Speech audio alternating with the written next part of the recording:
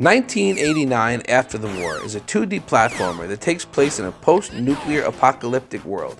You play as a bounty hunter trying to kill the most deadly assassins in America, and your journey takes you through 7 levels of some intense action platforming. There is a radiation meter that acts as the game's time limit and slowly fills. When it reaches 200, you automatically die and are sent back to the last checkpoint. You can lower it by collecting little icons, buying items from the shop, or by reaching the checkpoint, which reduces it back down to 0.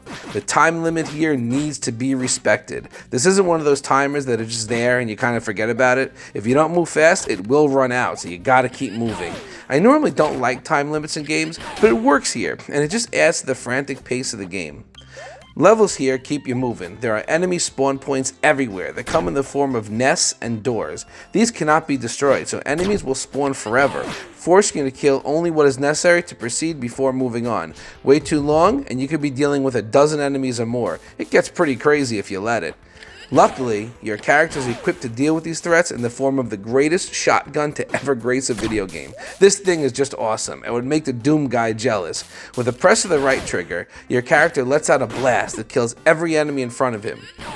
It is wicked fun to use and necessary when things get out of control. It is powered by a meter which gradually recharges. It feels quick enough that as long as you play smart with it, it should be readily available when you need it. I love this game.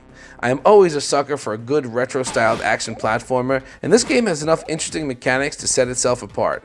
The difficulty level is pretty high, checkpoints are far apart, and between the time limits, infinite enemies, and stage hazards, there's a lot going on. My first playthrough took me around 90 minutes, but the pacing of this game made it feel like 30.